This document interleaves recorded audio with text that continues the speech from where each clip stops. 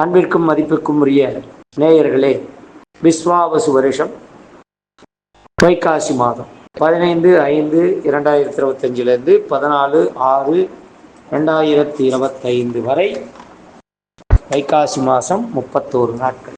இந்த மாதத்தில் சில விசேஷங்கள் உண்டு. அதே போல் கிரகங்களுடைய ஆளும் தன்மையானது சில விசேஷ தன்மை கொண்ட விஷயங்கள்லாம் இருக்குது. அப்படி பார்க்கும்பொழுது இந்த மாதம் வைகாசி மாதம் விஷ்ணுபதி புண்ணிய காலம்னு சொல்லக்கூடியது. இது எதில் வரும் அப்படின்னா, பெருமாள் ஆலயங்களில் நம்ம எப்படி சிவாலயத்தில் பிரதோஷமோ அந்த மாதிரி பெருமாள் ஆலயத்தில் விஷ்ணுபதி 2 மாதத்துக்கு இருக்க அந்த மாத பிறப்பன்னைக்கு விஷ்ணுபதி புண்ணிய காலம்னு சொல்லுவாங்க. அது புண்ணிய காலம். அதில் பல கோவில்களில் நம்ம எப்படி ஆடி அமாவாசை, புரட்டாசி அமாவாசை, தை மாதம் மாதம் அமாவாசை எள்ளு தண்ணி விடுறோமோ முன்னோர்களுக்கு, அதுபோல் பெருமாள் ஆலயங்களில் சில வைபவங்கள் பண்ணி அந்த விஷ்ணுபதி புண்ணிய காலத்தில் பால் எள்ளுனால் தர்ப்பணங்கள் பண்ணுவாங்க முன்னோர்களுக்கு. அது ரொம்ப விசேஷமாக. ஆனால் அதெல்லாம் கடைப்பிடிக்கிறாங்களா என்னங்கிறது, பல கோவிலில் கடைப்பிடிக்கிறாங்களா என்னங்கிறது தெரியாது. அதனால் இதை இது முறை, அந்த விஷயத்தை மட்டும் நான் சொல்கிறேன், வச்சுக்கணும். அடுத்தது பார்த்தீங்கன்னா, மாதத்தில் 2ஆம் நாள் சங்கட சதுர்த்தி வருது. அடுத்த மாதத்தினுடைய 10ஆம் நாள், அதாவது 24/5 சனி மகா பிரதோஷம் வருது. உங்களுக்கு சனி பிரதோஷத்தை பற்றி தெரியும். அடுத்தது அமாவாசை 26ஆம் தேதி அமாவாசை வந்துடுது. அடுத்தது பார்த்தீங்கன்னா, அக்னி நட்சத்திரம் சித்திரை மாதம் 4/5 ஆரம்பித்து இந்த 28/5 அக்னி நட்சத்திரம் முடிஞ்சிடும். அதுக்கு மேலே முகூர்த்தங்கள், கிரகப்பிரவேசம் இத்தியாதி, முடி இறக்கிறது, காது குத்துறது, இந்த மாதத்தில் ஏதாவது திட்டமிட்டிருந்தால் இது அக்னி நட்சத்திரத்தில் ஏன் போய் செய்வானே அப்படின்னு இருக்கக்கூடியவர்கள் செய்யக்கூடாது தான். கண்டிப்பாக கிரகப்பிரவேசம் பண்ணக்கூடாது. வீட்டில் யாகங்கள்லாம் வளர்த்தக்கூடாது. இந்த அக்னி நட்சத்திரத்தில் மரங்களை வெட்டக்கூடாது. செடி மரம், தேவையில்லாத மரம் வெட்டுறேன் அப்படின்லாம் வெட்டக்கூடாது. அதே போல் வீடு கட்டுறது, வீடு மூடுதல் கூடாது. அதாவது இந்த காங்கிரீட் போடுறதெல்லாம் அக்னி நட்சத்திரத்தில் செய்யக்கூடாது. சில பாரம்பரியமான சில விஷயங்களை செய்ய மாட்டார்கள்.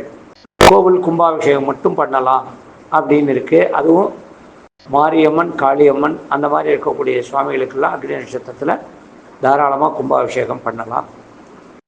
அடுத்ததாக 4/6 அந்த நாளில் வாஸ்து புருஷன் அப்படின்னு சொல்லக்கூடிய வாஸ்து நாள். வாஸ்து புருஷன் நித்திரை விட்டெழுதல் அப்படின்னு சொல்லக்கூடியது. அன்னைக்கு 10 மணியிலிருந்து 10:45 வரைக்கும் இந்த வாஸ்து பூஜை பண்ணக்கூடியது, பூமி பூஜை பண்ணக்கூடியது. வீட்டுக்கு காங்கிரீட் போடுறதா இருந்தால் அந்த காங்கிரீட்டுக்கு பூஜை போட்டு காங்கிரீட் பண்ணுறது. இல்லை ஏற்கனவே பூமி பூஜை போட்டிருந்தோம், கட்ட ஆரம்பிக்கல அப்படின்னா இப்போ கட்ட ஆரம்பிக்கிறது. அதே போல் பூமியில் ரொம்ப நாளாக கட்ட முடியல அப்படின்னு சொல்லக்கூடியவர்களுக்கு, இடம் வாங்கிட்டோம் கட்ட முடியல, பண வசதி இல்லை, வரல, லோன் கிடைக்கல, இல்லை சும்மா வாங்கி போட்டு ரொம்ப நாளாக இருக்குது அப்படிங்கிறவங்களாம் என்ன பண்ணணும்னா, இந்த வாஸ்து புருஷன் நித்திரை விட்டுறதுல அன்னைக்கு உங்கள் மனையில் கால் வைக்கணும். கொஞ்சோண்டு மஞ்சள் குங்குமமாவது போடணும். முடிகிறவங்க விளக்கேற்றலாம். அப்படி இல்லைன்னா பசுமாடை உங்கள் இடத்துல 1 மணி நேரமோ 2 மணி நேரமோ கட்டி போடலாம். பசுமாடு வளர்த்துறவங்ககிட்ட சொல்லி கூட்டிகிட்டு வந்து கூட கட்டி போடலாம். இன்றைக்கெல்லாம் பசுமாடு கூட்டிகிட்டு வந்தால் அது ஒரு தொழில். பசுமாடு கண்ணை கூட்டிகிட்டு வந்தால் 1000 ரூபாய் சார்ஜு. நடத்தி கூட்டிகிட்டு வந்தாலும் சரி, வண்டியில் கூட்டிகிட்டு வந்தாலும் சரி, வண்டியில் கூட்டிகிட்டு வந்தால் வண்டி சார்ஜு. அதெல்லாம் கொண்டு வந்து பசுமாடு அங்கே விட்டு, அந்த பசுமாட்டினுடைய கோத்தூளி அப்படின்னு சொல்லக்கூடியது, பசுமாட்டு கால் குழம்பு பட்ட தூசுகள் அந்த இடத்துல தூசாகும். அப்படி தூசாச்சுன்னா ஒரு நல்ல ஒரு லட்சுமி கடாட்சமாக அந்த மனை இருக்கும். அதை அன்னைக்கு பண்ணலாம். அடுத்தது 6ஆம் தேதிக்கு மேலே குரு அஸ்தமன காலமாக இருக்கிறதுனால அது 6/6 ஆரம்பித்து 6/7 வரைக்கும், அதாவது ஆணி 22 வரைக்கும் குரு அஸ்தமன காலம். இந்த காலங்களில் ரிக்வேதத்தை பின்பற்றக்கூடிய பிராமண சமூகத்தை தான் சொல்ல முடியும். ஏன்னா அவங்க தான் ரிக்வேதத்தில் இருப்பாங்க. அவர்கள் கண்டிப்பாக வீட்டில் திருமணம், கிரகப்பிரவேசம் அப்படின்னு சுப நிகழ்ச்சிகள்லாம் கண்டிப்பாக பண்ணக்கூடாது. உபநயனம், கிரகப்பிரவேசம், விவாகம் இதெல்லாம் இந்த குரு அஸ்தமன காலத்தில் பண்ணக்கூடாது. இது ஒரு முக்கிய குறிப்பு. அடுத்தது பார்த்திங்கன்னா 10/6 வைகாசி பௌர்ணமி, விசாக நட்சத்திரம், முருகப்பெருமானுடைய நட்சத்திர திருநாள். பல முருகனுடைய ஆலயங்களில் தேர் திருவிழா நடக்கும், இல்லைன்னா வைபவங்கள் நடக்கும். அது ஒரு விசேஷம். இந்த மாதத்தில் 2 சங்கடகர சதுர்த்தி வருது. மாதத்தினுடைய 2ஆம் நாள் ஒரு சங்கடகர சதுர்த்தி, மாதத்தினுடைய கடைசி நாள் ஒரு சங்கடகர சதுர்த்தி. இது பூர்ண கிருஷ்ணபட்ச சதுர்த்தின்னு பேர். மாதத்தில் அதி விசேஷம், அதாவது பலம் ஜாஸ்தி. இந்த சதுர்த்தி 2 சதுர்த்திக்குமே பலம் ஜாஸ்தி. அன்னைக்கு விநாயகர் ஆலயத்தில் போய் சங்கடகர சதுர்த்தி அபிஷேகத்தை பார்க்கறது, தீபாரணை பார்க்கறது, அர்ச்சனை பண்ணிக்கிறது, கண்டிப்பாக பிரசாதம் வாங்கிக்கிறது, இதெல்லாம் ரொம்ப சிறப்பு. இந்த மாதத்தில் இந்த சிறப்பெல்லாம் இருக்குது. அடுத்ததாக பார்த்தால், இந்த மாதத்தில் முக்கியமான விஷயம் என்ன அப்படின்னா, குரு பெயர்ச்சி நடந்துடுறது, ராகு பெயர்ச்சி நடந்துடுறது. அதனால் குரு ரிஷபத்திலிருந்து மிதுனத்துக்கு போயிடுச்சு, ராகு மீனத்திலிருந்து கும்பத்துக்கு போகிறது, கேது கன்னியிலிருந்து சிம்மத்துக்கு வந்துடுறது. இதை விட்டுத்தான் பலன். இந்த ராகு கேது பயிற்சி நடந்துருச்சு. வாக்கிய பஞ்சாங்கப்படி, திருக்கணித பஞ்சாங்கப்படி எடுத்தால் 18-5 14-5ன்னு சொல்லக்கூடிய இந்த மே மாதம், அதாவது இந்த வைகாசி மாதம் பிறந்த உடனேயும் திருக்கணிதத்துலேயும் அதே பலன் தான். இந்த சனி பயிற்சி மட்டும்தான் ஒரு கான்ட்ரவர்சியில் இருக்கு. 2026 மாசி மாதம்தான் வருது அப்படிங்கிறது கரெக்டு. இப்போ சனி பயிற்சி நடந்துருச்சுன்னு சொல்லி போன மாதம் எல்லாம் சொன்னாங்க இல்லையா. நான் சனி பயிற்சிக்கு பலன் போடலை. ஏன்னா சில குழப்பத்தில் விஷயத்தை வச்சு சனி பெயர்ந்ததாக சொல்லி எல்லாரும் சரி திருக்கணிதப்படி சனி பயிற்சி ஆகிடுது, அதை அப்படி வச்சுக்கலாம். ஆனால் நட்சத்திர சாரம் இன்னும் மாறாமல் இருக்கும் பொழுது அது அப்படி சனி பயிற்சியாக தான் சொல்கிறது சொல்கிறாங்க. அந்த டிபேட்டுக்கு நான் போக விரும்பலை. அதனால் இந்த மாதம் இது குரு பயிற்சி ஆனதாக தான் வச்சுக்கணும். ராகு கேது பயிற்சி ஆகிருக்கு. பட் இந்த மாதத்தில் தான் இந்த குரு பயிற்சியும் ராகு கேது பயிற்சியும் தங்களுடைய சிறப்பான வேலைகளை செய்ய ஆரம்பிக்கும். அதையொட்டி இந்த மாதம் இனி 12 ராசிகளுக்கு உண்டான பலன்களை பார்க்கலாம். சிம்ம ராசிக்காரர்களே, உங்களுடைய தோற்றத்திற்கும் கர்ஜனைக்கும் தான் எல்லாரும் பயப்படுவாங்க. நீங்கள் செய்யக்கூடிய செயல்களுக்கும் பயம் உண்டு. ஆனால் அது குடும்பத்தில் செல்லாது. வீட்டுக்குள்ளேயே உங்களுக்கு ஒரு ஆஃபீஸு, உங்கள் மனைவிக்கு ஒரு ஆஃபீஸ். அவங்க போட்டு கொடுக்குற திட்டத்துக்கு நீங்கள் கையெழுத்து மட்டும்தான் போட முடியும். திட்டமெல்லாம் அவர்களது. எல்லாத்துலேயும் ஒரு ஜெனியூன் தன்மை வேணும். நாசுக்காக இருக்கணும், நல்ல விஷயமா இருக்கணும். அடுத்தவங்க விஷயத்துக்கு நம்மளை தொந்தரவு பண்ணால் நம்ம அவங்கள தொந்தரவு பண்ணலாம் அப்படிங்கிற எண்ணமும் உங்களுக்கு இருக்குது. அதனால் நேரடியாக எடுத்த உடனேயும் இந்த கணவன் மனைவி உறவு தான் கொஞ்சம் பாதிப்பை கொடுக்குங்கிறது கண்டிப்பாக உண்டு. ஆனால் உங்களுக்கு இந்த லாபமான விஷயங்கள், நீங்கள் எதை செய்தாலும் அதில் லாபம் உண்டு.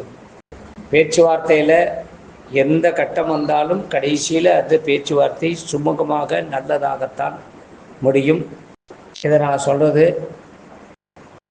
துடிப்பாக வர்றதை பற்றி கவலையே இல்லை. ஆனால் நமக்கு நல்லது நடக்குதா அப்படிங்கிற மாதிரி இருக்கக்கூடிய அந்த எண்ணம் செயல் மட்டும்தான் உங்களுக்கு ஒரு நல்ல காரியமாக இருக்கும். இதை நான் சொல்கிறது ஒரு 45 வயது வரை இருக்கக்கூடிய அன்பர்களுக்கு. கணவன் மனைவி விஷயத்தில் கண்டிப்பாக கவனம் தேவை. அடுத்தவங்க இதில் நடுவில் வரவே கூடாது. அதே போல் ஏற்கனவே திருமணமாகி டைவர்ஸ் ஆனவங்க, இல்லை ஏதாவது ஒரு சில பஞ்சாயத்துகளில் மாட்டினவங்களுக்கு இந்த மாதத்தில் எந்த தீர்வும் இருக்காது. நிலம் சம்பந்தப்பட்டது, வீடு சம்பந்தப்பட்ட வகையில் வழக்குகள் வருவதற்கு வாய்ப்பு இருக்குது. அதே போல் கூட பிறந்த சகோதரர்களால் சகோதரிகளால் சில பிரச்சனைகள் வருவதற்கும் வாய்ப்பு இருக்குது. உங்களுக்கு குரு பெயர்ச்சி பலன் நல்லா இருக்கு. ஜென்மக்கேது 7ல் ராகு. அப்போது வெளிவட்டார பழக்க வழக்கங்களில் போட்டி பொறாமையினால் நீங்கள் செய்கிற காரியங்களுக்கெல்லாம் யாராவது ஒருத்தர் ஏதாவது ஒரு வகையில் குத்தம் சொல்லுவாங்க, தடுக்க பார்ப்பாங்க. ஆனால் அந்த தடையை மீறி உங்களுக்கு இப்போ நல்ல நேரம். அதனால் எதை செய்கிறதா இருந்தாலும் ஒரு தடவைக்கு 2 தடவை யோசனை பண்ணிவிட்டு செய்யுங்க. அடுத்தவங்க பேச்சை கேட்காதீங்க. உங்களுக்கு என்ன தோணுதோ அதை நீங்கள் செய்யுங்க. எல்லாம் உங்களுக்கு நல்லதாகவே இருக்கும். வியாபார ரீதியாக இருக்கக்கூடியவர்களுக்கு வியாபாரத்தில் மேற்கொண்டு முதலீடுகள் போட்டு தொழிலை வளர்ச்சி அடைய செய்யலாம்.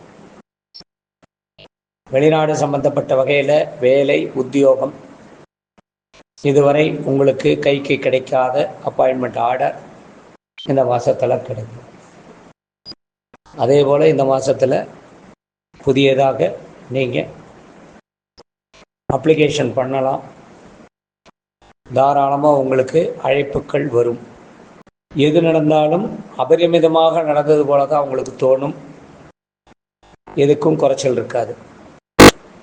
சினிமா சம்பந்தப்பட்ட வகையில் இருக்கக்கூடியவர்கள், மீடியா சம்பந்தப்பட்ட வகையில் இருக்கக்கூடியவர்களுக்கு எதிரிகள் தாக்குதல் நிறையா வந்தாலும் நீங்கள் தான் வெற்றி அடைவீர்கள். குழந்தைகளுடைய விஷயங்களுக்காக நீங்கள் பல விஷயங்களுக்கு காம்ப்ரமைஸ் ஆக வேண்டியிருக்கும். நிலம் சம்பந்தப்பட்ட வகையில் வியாபாரம் செய்வர்கள், அதாவது ரியல் எஸ்டேட்டு செய்யக்கூடியவர்களுக்கு இந்த மாதத்தில் கூடுதல் லாபம் உண்டு. அரசாங்க வகையில் உங்களுக்கு அனுகூலம் இருக்குது. ராஜாங்க விஷயத்தில் கோர்ட்டு கேஸு இந்த மாதிரி விஷயத்தில் பல பேர்களுக்கு ரொம்ப நாளாக நடந்து வந்த வழக்குகளில் இப்போ உங்களுக்கு சாதகமாக தீர்ப்பு வரும். பணம் கொடுக்கல் வாங்கல நீங்கள் இதுவரைக்கும் வரவே இல்லை அப்படின்னு சொல்லக்கூடிய சில இடங்கள்லேருந்து உங்களுக்கு மனசு மாறி உங்களுக்கு கொடுப்பாங்க. 60 வயதுக்கு மேலே இருக்கக்கூடியவர்கள் உங்களுக்கு ரிட்டையர் லைஃப்ங்கிறது கிடையாது.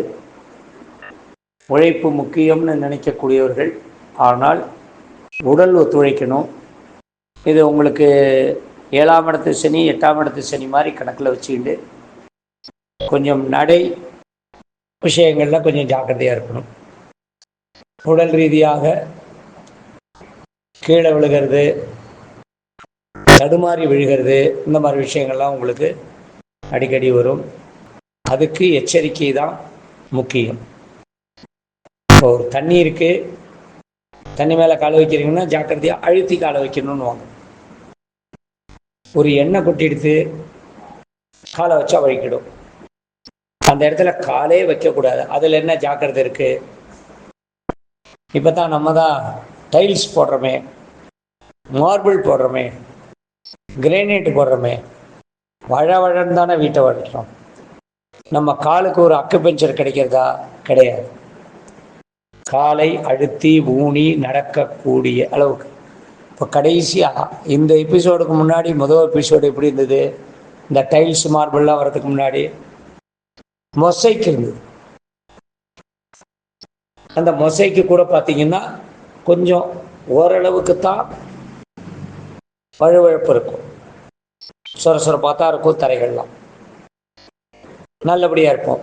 அப்போ கூட பாத்ரூமில் வழிக்கு விழுந்ததாக தான் நம்ம கணக்கெல்லாம் சொல்லுவாங்க. கீழே விழுந்தா வீட்டில் ஹால்லையோ அதுலேயோ விழுந்ததாக கணக்கு சொல்ல மாட்டாங்க. இப்போ தான் நம்ம எல்லாமே டைல்ஸாக மாற்றிட்டோம். அதனால் எல்லா விஷயத்துலேயும் நடை ஜாக்கிரதையாக இருக்கணும். அதை வச்சு தான் சொல்கிறேன். இது நான் 80 வயசுக்கு மேலே இருக்கிறவங்க இன்னும் ரொம்ப ரொம்ப ஜாக்கிரதையாக இருக்கணும். இது அந்திம காலத்தை கொடுக்கக்கூடிய நேரம்.